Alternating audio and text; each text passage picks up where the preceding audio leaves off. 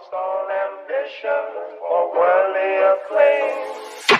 I just wanna be the one you love, and with your admission that you feel the same. I just wanna be the one you love. Benar-benar kita coba setiap hari belajar, teman-teman, belajar mencintai Nabi. Yang paling layak dicintai dalam hidup kita itu pertama Allah, kedua Nabi, ketiga orang tua, keempat mantan. Nggak masuk lah. Keempat adalah pasangan dan keluarga kita, qurrata ayun. Kalau yang belum punya minimal 3 dulu lah. Allah, Nabi dan orang tua. Itu urutan, ini bukan acak, urutan. Jadi kayaknya nggak fair kalau kita cinta banget sama orang tua kita, apalagi cinta banget dengan itu.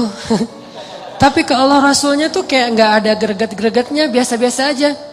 Giliran nama dia disebutin, kita langsung kayak Giliran nama Allah disebutin biasa aja, nggak ada rasa wajilat qulubuhum. Nah ini kayak nggak fair menurut saya. Belajar deh, pelan-pelan dibangun itu. Takjub sama Allah, ingat betapa baiknya Allah sama kita. Takjub sama Nabi, ingat betapa baiknya Nabi sama kita. Kalau saya sekarang membiasakan setiap, karena saya pengen respect banget sama Nabi semampu saya.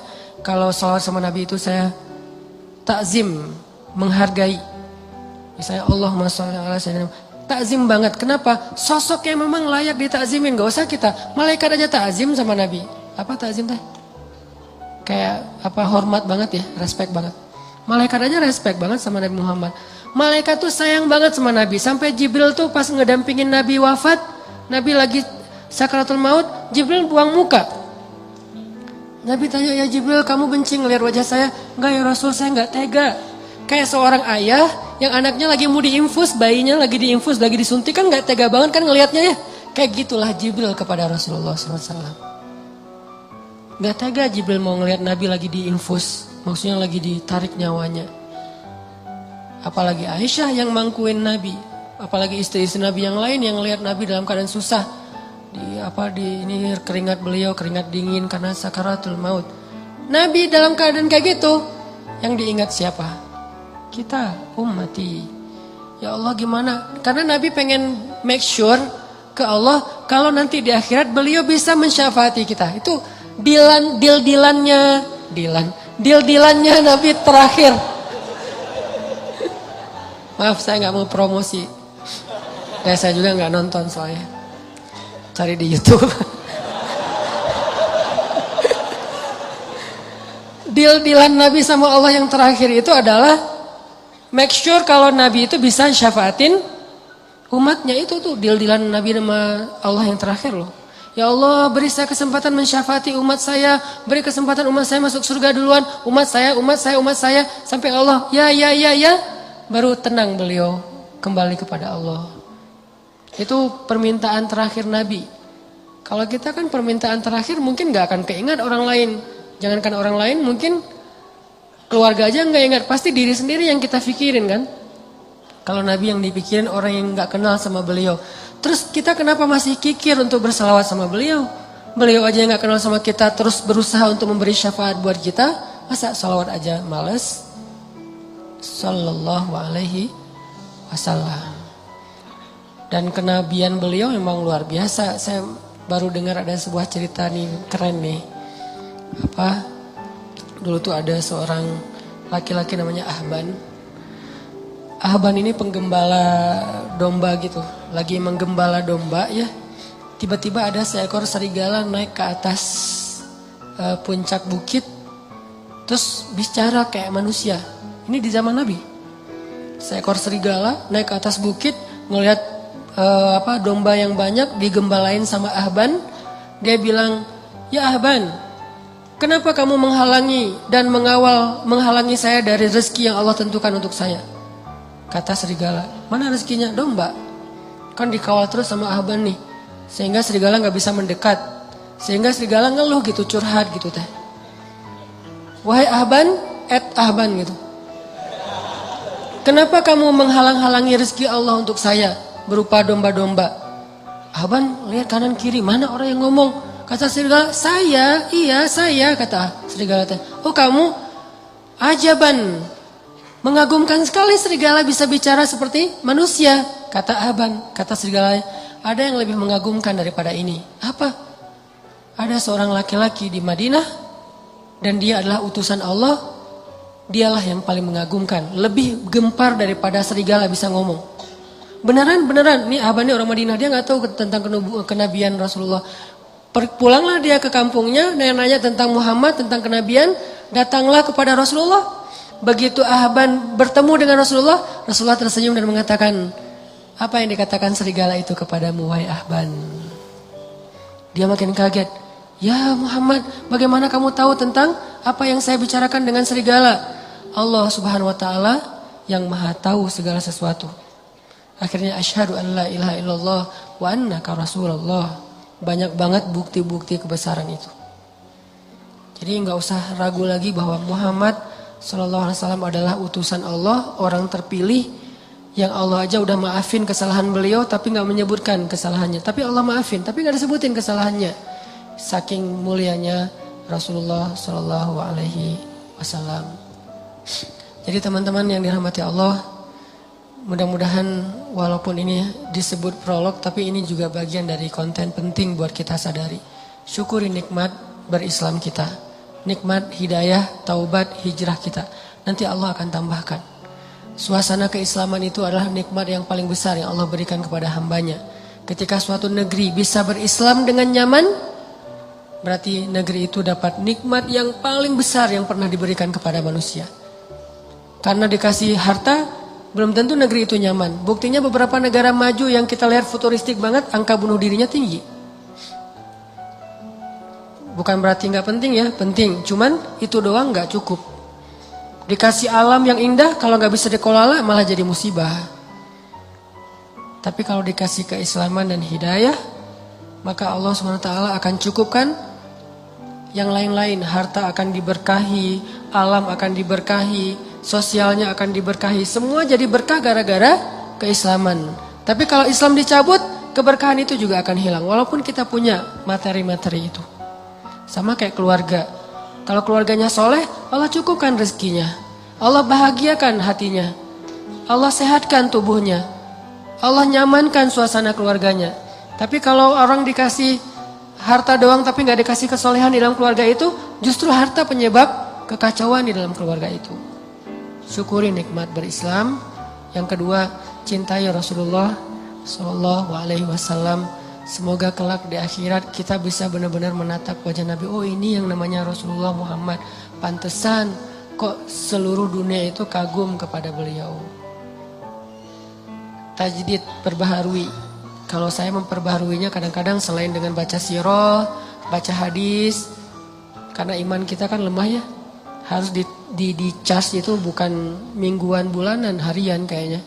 Kalau sahabat mingguan cukup, kita harian. Karena cepat banget dropnya. Kayak handphone udah rusak. Baru di charge udah ngedrop. Tadi siang baru di charge. Jam 2 siang, jam 1 di charge, jam 2 udah tinggal 5%. Nih handphone hati kita ini lagi ngedrop. Cas lagi. Salah satunya saya kadang-kadang ngecasnya lewat kayak nasyid-nasyid, lagu-lagu tentang keistimewaan Nabi, kayak Nabi itu tersenyum. Tadi sore pas lagi jalan ke sini di mobil dengerin tabassum atau tabassam. Nabi itu suka senyum. Kenapa kamu kok kerung? Bahasa liriknya tuh. Nabi aja suka senyum. Mah kenapa tuh cebedut wae gitu ya. Oh ya udah, saya lagi di mobil tadinya gini. Nabi aja tersenyum.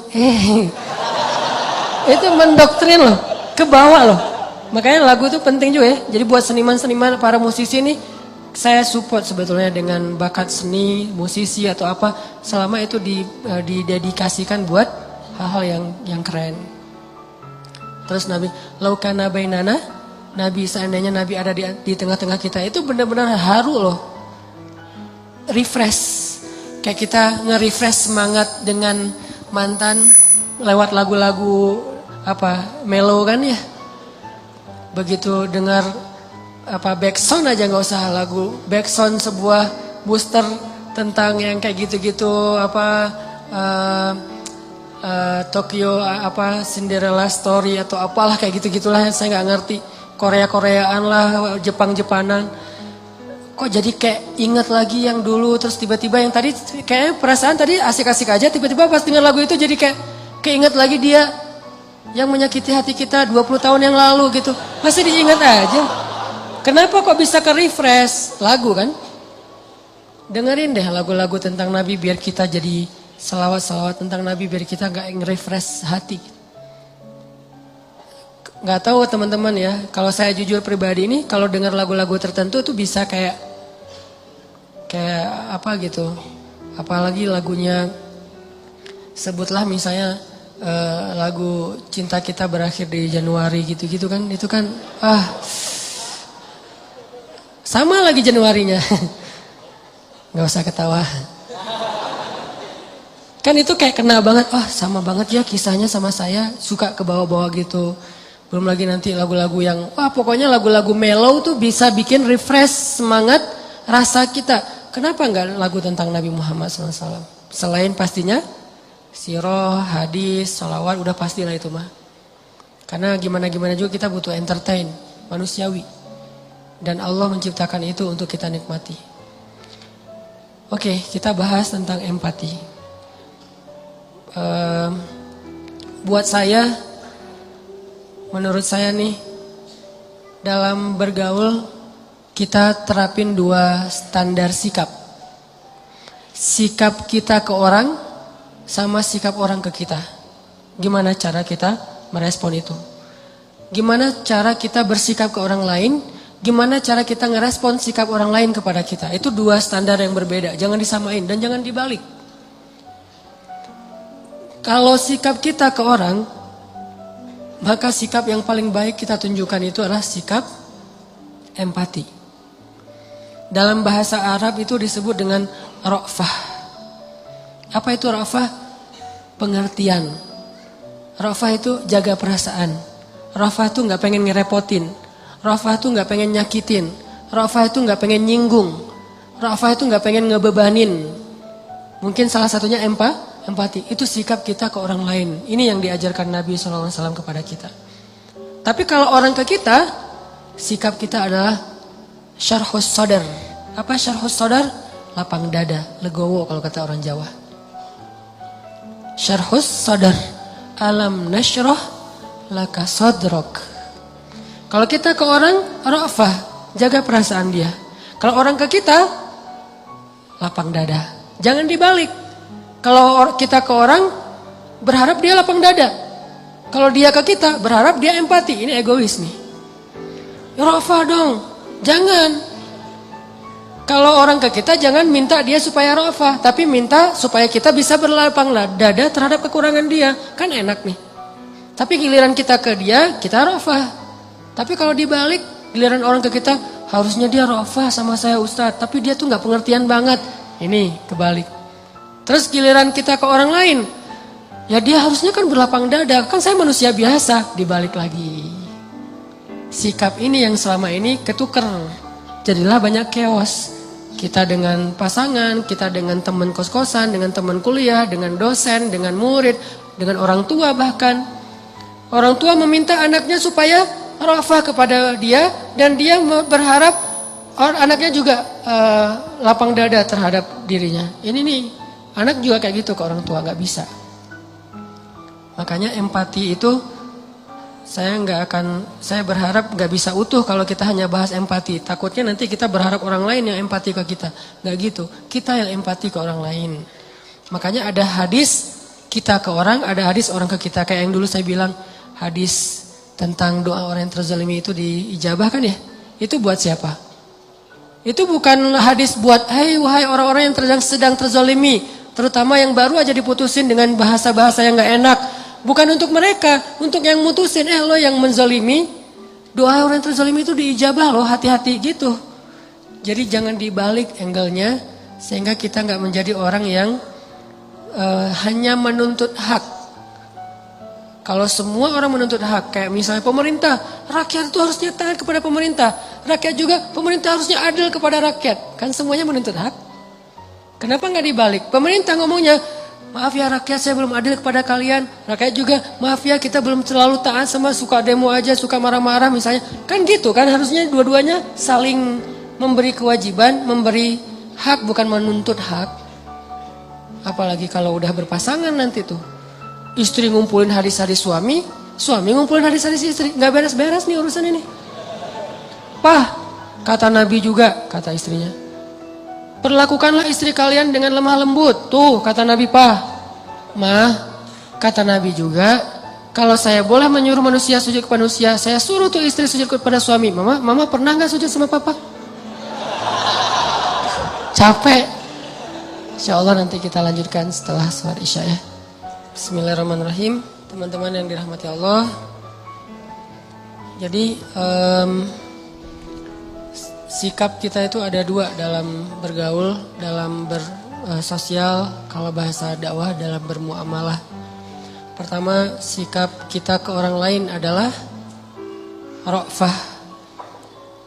Kalau ditanya dalil mah sebetulnya ada dan jelas banget di Al-Quran. Allah menyebutkan pertama kalau di dalam surat Al-Qalam itu wa innaka la'ala khuluqin.